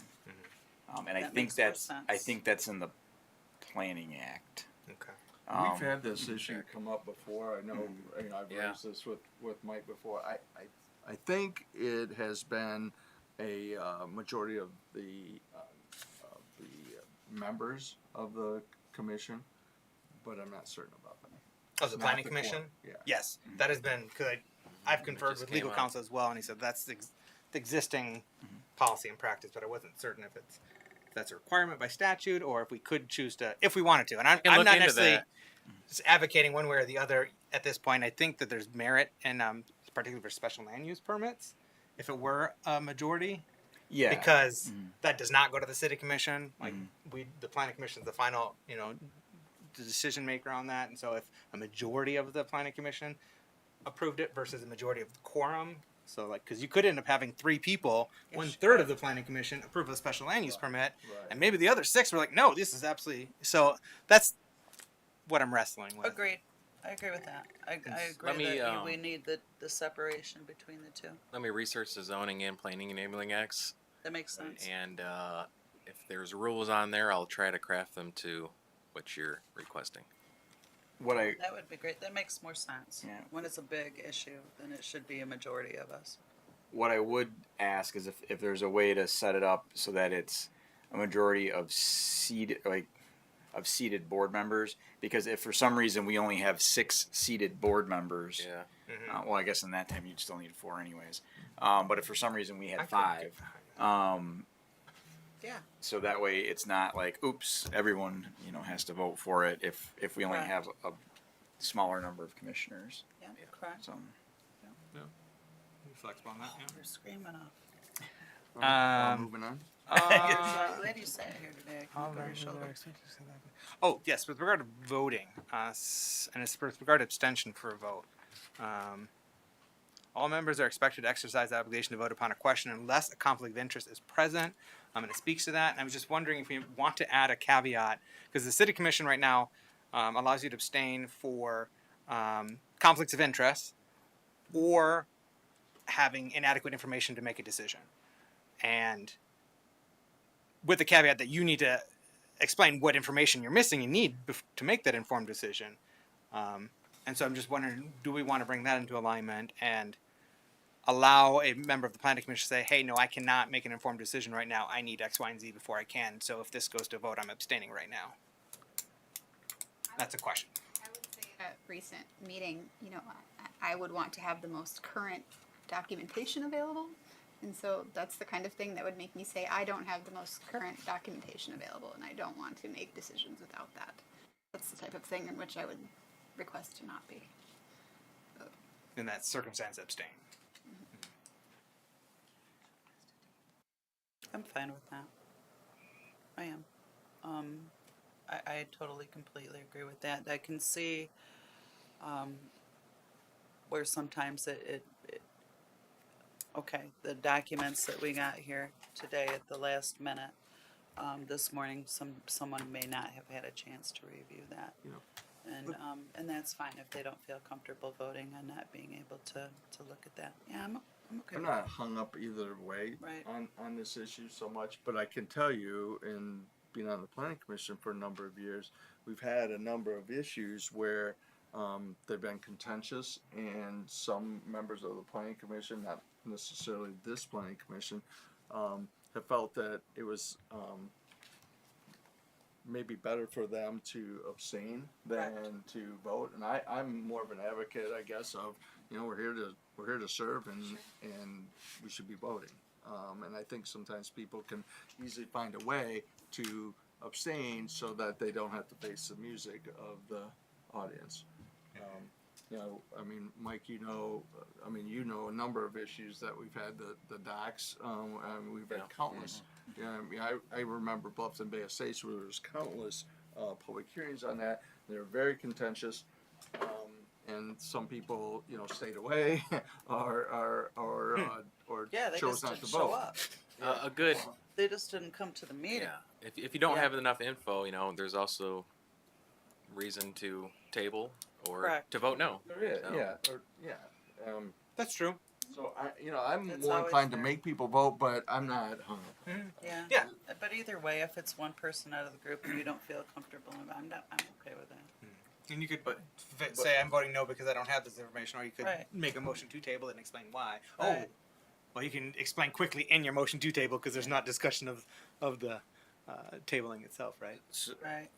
but a point of clarification: if somebody abstains, and it's a close vote, where does the abstention go? Does it go with it not? So then it does not pass, or does it pass? Because at that point, if it's a 4-3 You don't have vote, enough people. to Yeah. vote. yeah, That's so a you good don't have point, enough people too. to vote, and so essentially by abstaining, you're voting no. Yeah, at that particular point in time, you're right. And then the same motion goes through anyway. Yeah, and then you have somebody who had paid $600 for a special meeting that doesn't Good get point, an answer to their Jonathan. question. I changed my mind So I'm based upon that. comfortable with keeping it as Yeah. is then with regard to not Yeah. additionally allowing that abstention for not having adequate information, knowing that that person can announce that and make a motion to table or just say, Or hey, vote I don't no. have this information, so I'm voting no. Yeah, I think that would be the more Right. The appropriate, gutsy. appropriate thing to do. Saying like, I don't feel I have enough information to make this decision, which is a legitimate reason to vote no, and then the person can bring it back. But Truth. Okay. Yep. I'm good with that. This is good for me. I know it might be annoying, but yeah, just no, that's good. Yeah. Until Mike shared that, I didn't even know the planning commission had bylaws. It's like, oh, hey, this is good to have. was that MSU extension So- thing. Remember, I'm keeping an eye on the clock because it's still on the books that we can't go belong. So we've already talked about the Me too. citizen participation, and that's going to be I got another one. looking to bring that into alignment with the city Let's commission. finish up with the mayor, and then we'll. I've just got a couple more. Keep going. It's almost done. I don't know to what extent we have discretion on this, and that's why I'm just flagging it for highlighting. It's basically, the chairperson may call to order any person who's being disorderly by speaking longer than a lot of time or by speaking vulgarities. And so I've heard from legal counsel we can't dictate or discriminate content that people are saying. And so, I'm just moving on. I'm just going to let this, that will be up to each Yes. chair. There you go. That's up to each chair. So maybe you can add rules of engagement. We have that for our council too, like be respectful, watch language. We let sh- other do we people have speak. that? Have that on We there. should make It sure that's does- on the public comment form, yeah. It is in Yeah, there. but on the public comment form too, we should. There you go. Good idea. I'm gonna have to Yeah, see if our yeah. public comment Don't forms use have that curse words. because they should There you have go. language on there I'll saying put how it you in a should big conduct poster yourself. in here. Yeah. Okay. Please be respectful. Yeah. Certainly, I don't want vulgarities, but I also don't want to Yeah. trample on anyone's First Amendment rights. So this And was. I understand, that we just have the audience in here, but now we're on TV, so, having it on Facebook and things, you can really be extra rude to maybe some audiences that shouldn't be hearing that language. Right. And now that I think of that, we're also on Comcast Channel 96, which There you says go. certain words you're not supposed to be saying on. Yes. Typically, when they we get will to that have point, to- they're just on the verge of disorderly.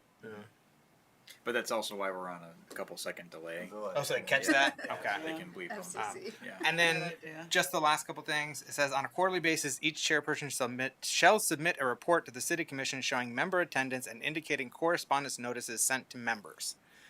What? That's Since when? You have to attend. You have to attend to be in good standing. so. Yeah, but at my understanding, and I don't know this to be true, but doesn't the staff for each commission provide that information? We provide it to the city clerk every year, so we can provide it. Yeah, on an as well. annual basis, it's provided to the city clerk. And that's just wanted to clear this up because it says on a quarterly basis, the chairperson is responsible. So if we want to change it to annual or semi-annual or periodic reports by the secretary or staff to the city clerk rather than putting the onus on the chairperson. Yeah, I would prefer that. Okay. Yeah. Yeah, get that out of there. And then the last thing is just adding planning to right before commission, so it's clear because it talks about city commission, planning commission, and so just for clarity, the final paragraph of amendments: these rules may be amended by the planning commission, not just the commission, by a concurring vote. So that's my. And the last one is, if you scroll back up to motions, it says that the secretary has to repeat it. Oh, each Says motion. what? It does? Ma'am. Oh, Yeah, that's Dear usually Lord, a no, standard you Robert. don't have That's to standard repeat Robert it. rules, but we don't usually do it. I don't. Yeah. I mean, I know some people do it. I mean, I think It's it's a lot a of personal addresses. It preference. I would doesn't tend need not to to be. do it. Right. Well, you saw that today. Just say may. Yeah. Motions may be restated. That's a good idea. That's fine. Yeah, May. Yeah, May. May works. That way. And I probably should identify Right. the maker and supporter of the motion. I know I did not do that today. Oh, good. That's all I got. All right. You're all set? Good.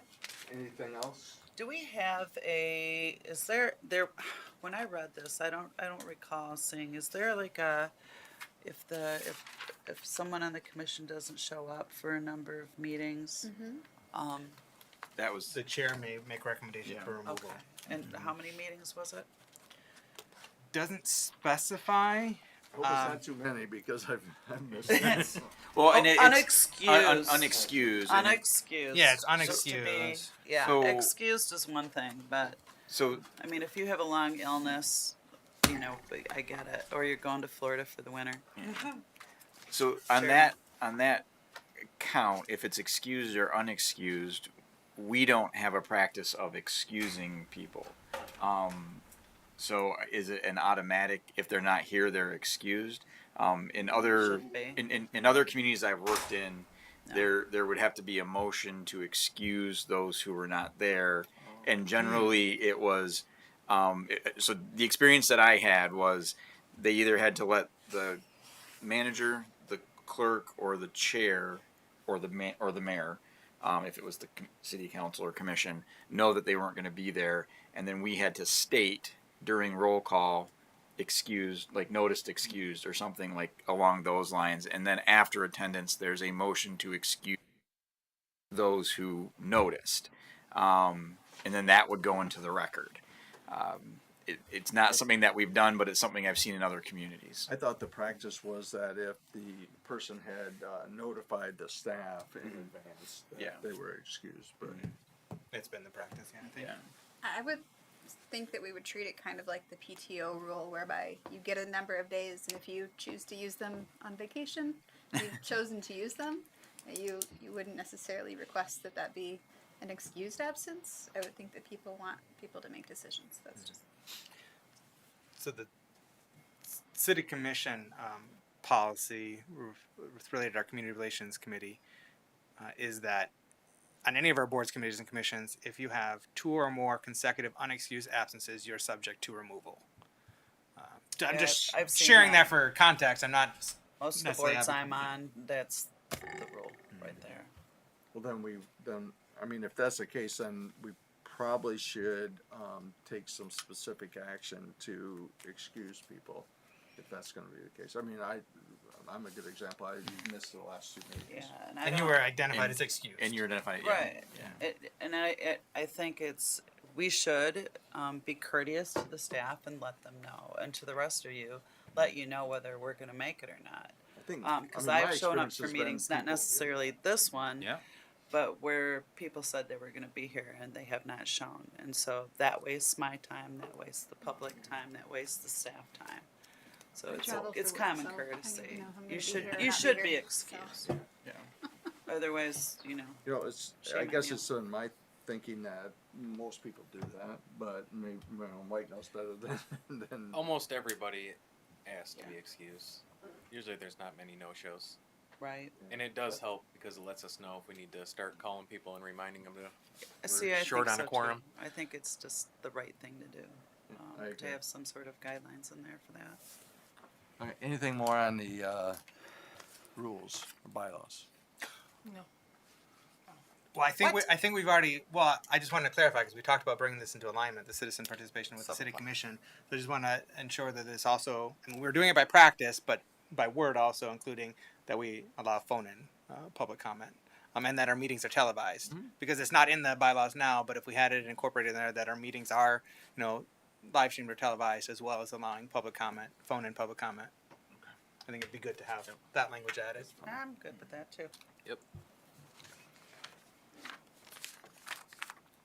Okay, anything else? No, that's enough, don't you think? Move on, move on to the Jeez. next, Yeah. new business. So the next one is the Planning Commission annual report. It's just a synopsis of all our cases last year and where they went. Busy. We would like to. It's very helpful for us looking back at the cases every year, and for planning commissioners to just verify what went on. Helps us keep track of what we did with the master plan and when's the next time we're going to have to look at it. This also is a requirement of our redevelopment ready communities status with the MEDC, and they require that we have a feedback form. We don't really get a lot of feedback, but there is a form, and we heard from a couple people that they appreciated our online fillable applications. So that's the only feedback we've heard. We did do a training last year. I think we ran short, so we sent those out by email. We can send those out again if just to bump those back up to the lists, so I don't have to do it again at the meeting. But we always want to stay on top of trainings and make sure we have a couple of opportunities every year. So we're going to be looking at some later this year. We also need to schedule a joint meeting with the City Commission as part of our RRC status. So that's something that we have to think about, and what would we like to talk about with them. In the past, when we were crafting the marijuana ordinances, we had a joint marijuana meeting. So I'm not sure what the topic would be this year, but it's something we should start considering Good idea. holding at the end of the year or anytime. Any comments about the, annual report? I have one thing, and it's kind of a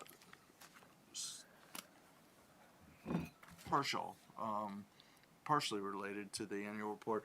Like, we take action on a number of issues over the course of a year or multiple years, and sometimes those projects languish for whatever reason, or they don't get off the ground or whatever. And it's kind of hard, and I'm not sure, I'm not blaming staff at all about this. I'm not really sure how it's best for us to be updated about those. And I can give you a couple examples. You mentioned earlier, we were talking about the marijuana grow, and Randy Crow sent in a letter. Well, they had a request for an operation there as well. I don't know whatever happened to that. Yeah. True. Oh, there's the project down on Ottawa Street that, and maybe I haven't been down there. Maybe it's up. Maybe it's underway. I don't know. But there was that project that was going to happen. The docks. Sometimes these projects get delayed or never get off the ground for whatever reason, and it's kind of hard to keep track of those for us. Yeah, we maybe can. it is for you too. I don't know. Well, we don't always know. Like with Yeah. the RCP, the one in Lakeside that had the special use permit, I don't know who he's dealing with. I mean, I know the one he was dealing with fell through, but he still has a special use permit to shop it to other people. So we don't always know, but we can give you updates of what we do know. Right, you do. And each month you list what's happened on the most recent projects, and that's very helpful. Like the RCP, at some point that special use permit doesn't expire Yeah, Yes. everything, a site plan approval is good for a year. Okay. And I believe that's with special use permits as well. I'd have to check into that, but And I'm not picking on that project. I mentioned to you before the Ottawa Street project, and there's others. I don't the know. Ottawa Street project, actually, there was an issue with the right of way. We just cleaned that up on Tuesday, so that development's going to start here very soon. But Yeah, If I I- don't know how you would track that. Well, I was just gonna say maybe if I could make a suggestion in the annual report, if there are site plans or special land uses that have expired, just listing what those are in Yeah. the report. Yeah. So then that way we can see that, and that would be, I don't want to say easy to track, but I don't think it would be exceedingly difficult. nope, And- that's a and good I know- idea. I know a lot of these are staff functions in terms of, if a PUD expired, those are things you're gonna deal with, but it's helpful for us to know, and I understand, Mike, a lot of times you don't know.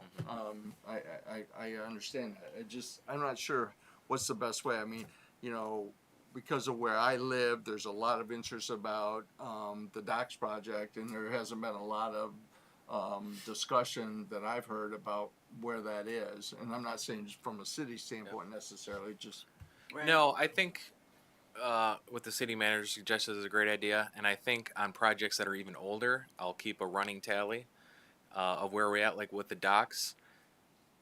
Technically, they may have passed their 3 years from city approval, but the approval is contingent on getting your state permits. So that's what we have determined, that their clock hasn't really started yet. So just keeping a list and keeping everybody informed on that, I think, is important. So we'll start doing that. We could do People that on do Monday ask. pretty easy. Oh yeah. Yeah. what's that? We've got a software program called Yeah. Monday.com Oh, you're using that Monday? that we could track that pretty easy. Yeah. So Great. I think it'd be helpful. On the same topic of just kind of project updates, we've been using, Connect Muskegon on the larger engagements. And so if there's something that's, notable like that, I mean, I would hope that we would, even if it seems administrative, that we would make that update there as well. Like, this project is currently on hold or something of that nature. So may I, Mr. Chair? Yes, Okay. of course. The way that we have the Connect Muskegon page set up is I think it's 90 days. If there's no change in the project, or after it's closed, we pull the board down, or we put an update up.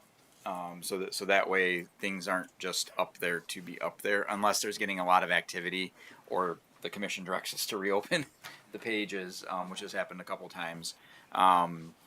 We do that so that Deborah does work to make sure that there's the most updated information on Is there. that a storage issue? Can you still search that information? Once it's no longer active, we still have access to it on the back end. So it's a matter of just literally clicking a tab or a button on the back end of Zen City, and then the board will come back. So the information never really goes away. It's just if it's there. Oh, well, Is there a way that we can archive that and transfer it to the main city website so it's still available even if the That's what I'm page looking is for. shut down? That information's still available somewhere.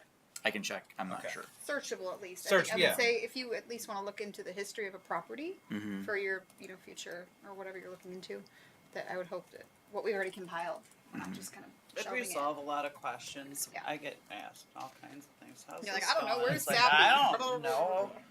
Ask Mike. So yeah, it'd I be just share it'd be Mike's very number. helpful. Yeah. Calm down. Well, it's nice to be- That's his personal number. Just give him a ring. as a right. planning commissioner, being involved in these decisions, it is nice to know. And I'm Yeah. not complaining at all. It's just I know. People Oh, no, I ask. sympathize. People No, I ask. sympathize. Yeah.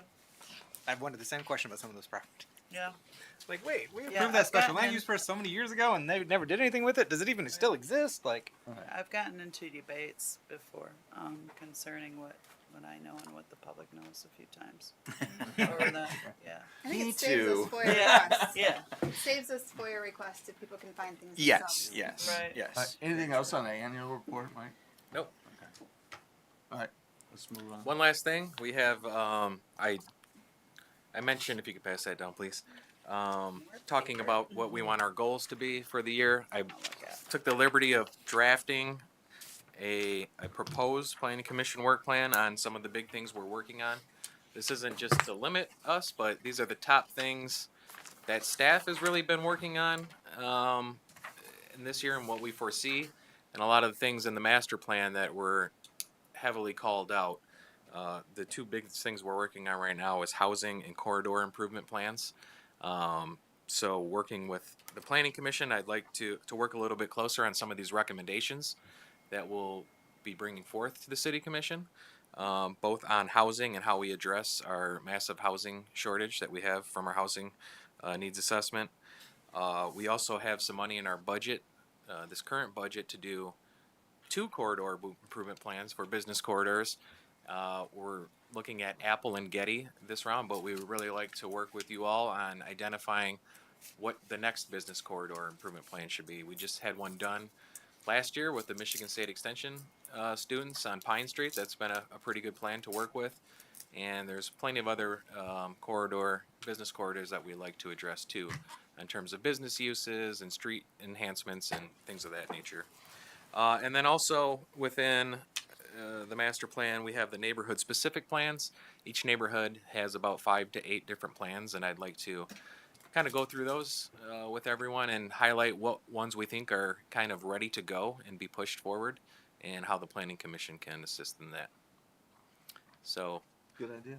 if you feel comfortable, we could adopt this as our work plan, or we could make some changes and come back next month.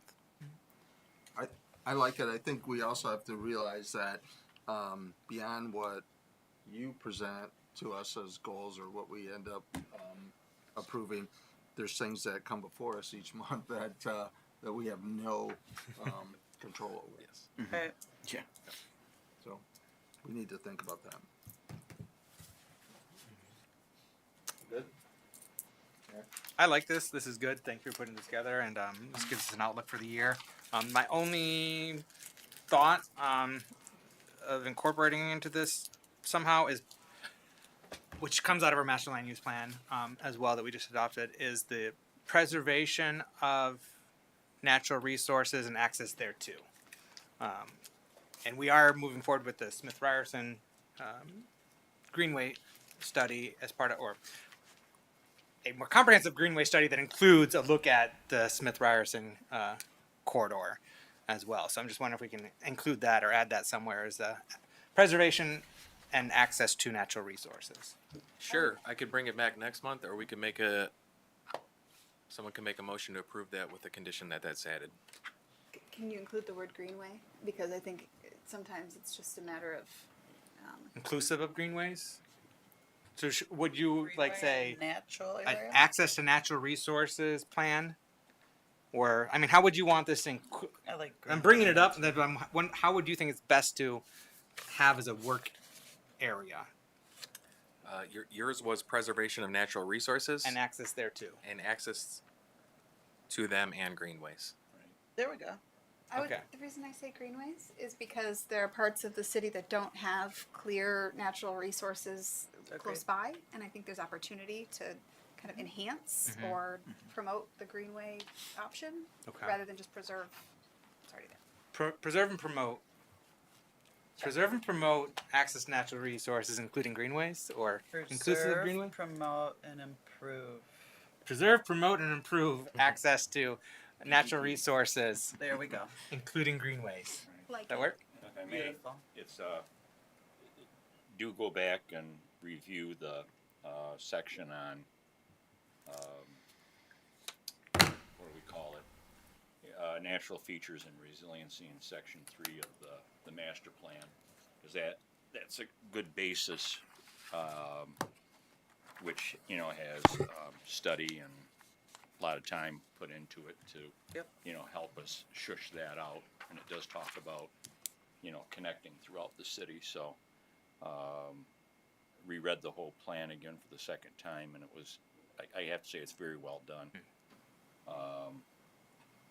And picks up on a lot of good historic philosophy that we forgot between 1959 and ripping apart cities and putting highways in and whatnot, so, but I think I like the idea of the concentration on the corridors because so many cities have been ripped asunder by horribly created corridors. Correct. And what used to suffice with, 2 lanes became 6 lanes right up to somebody's front door.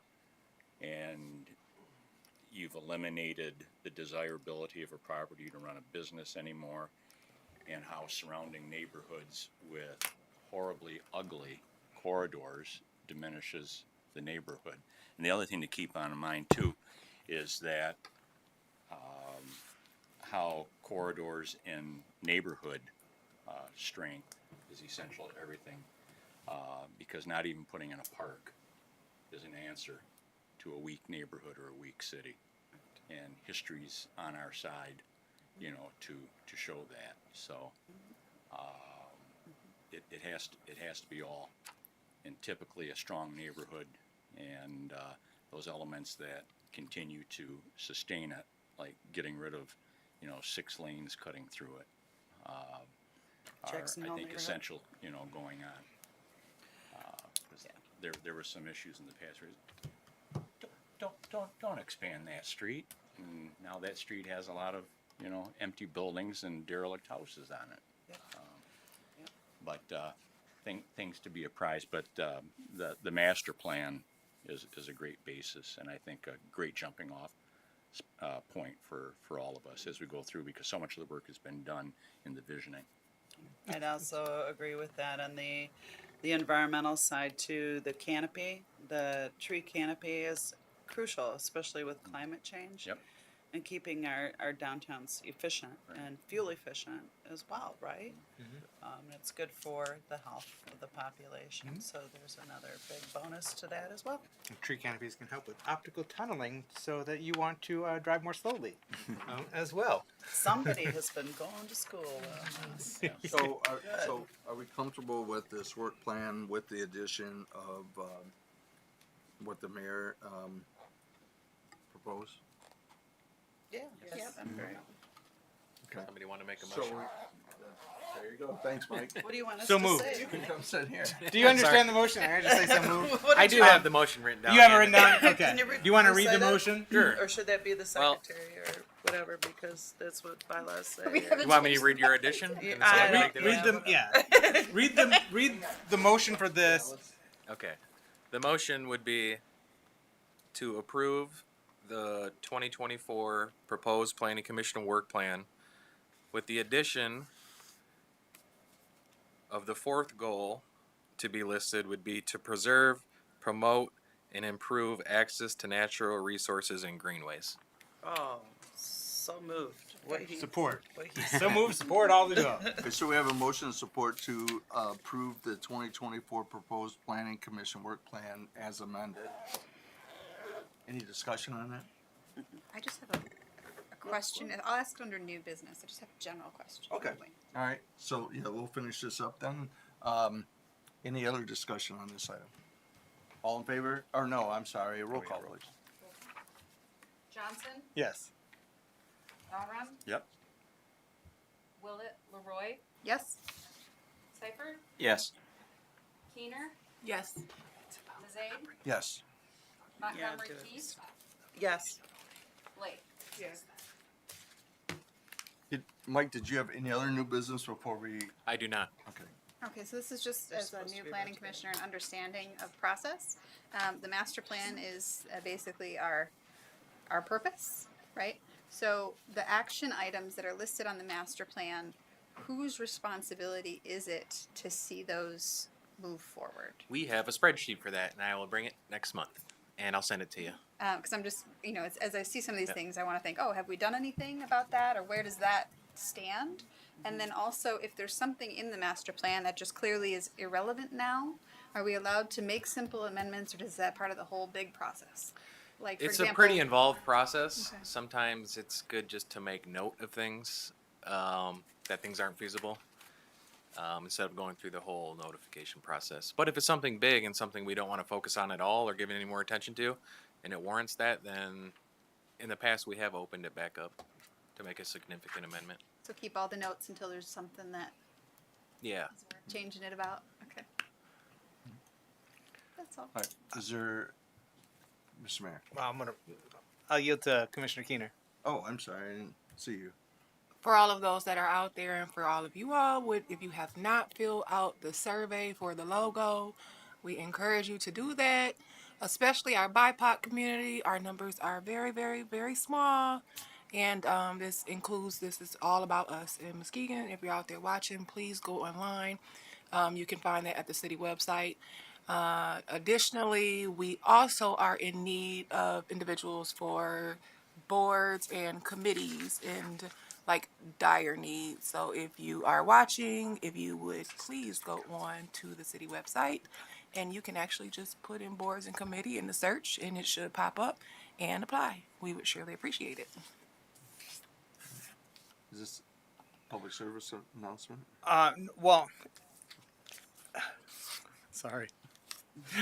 I just wanted to call out and see if everyone still wants this as part of the bylaws. I forgot this. It requires that the chairperson votes last in the current bylaws. And so do we want to keep it that way, that the chairperson always votes last, or it's just random? Like, I don't have a strong feeling either way, but I'm kind of looking to the Mr. Chair and Madam Vice Chair, like how you all feel about that bylaw requirement that the chair always votes last. My preference was always that there be a rotation, but Me too. but I don't care. I Because then that way, somebody's not always required to vote first, or somebody doesn't get the vote, always get the vote last. Yeah, I like the rotation I too. like the rotation. I'll make a note to make it random. I mean, Rotate it. I'm Random not rotation. hung up on it. Yeah, it does speak to being varied, but it also adds the caveat: chairperson shall vote last. So We'll knock that out. I think, Okay. I think that, yeah, I don't know. I think that just gives maybe a We little never too paid much. attention to it. So just I know become Tim the type. specifically did not want to vote last. I think then the chairperson ends up, being You're somewhat the the tiebreaker king in on some theory, things. is the idea there, yeah. Right. okay, that's it. Sorry to revisit the bylaws. Is God, that outta is here. that all we have? That's all. All right. Yeah. Then And motion to we're adjourn. Adjourned. Thank you everybody for your help. This was a very important And meeting. we're So. well before the 7 o'clock hour. Son of a gun. Just Are we made gonna Got a do lot it on the for another agenda. hour and 10 30 minutes shy. I didn't want to.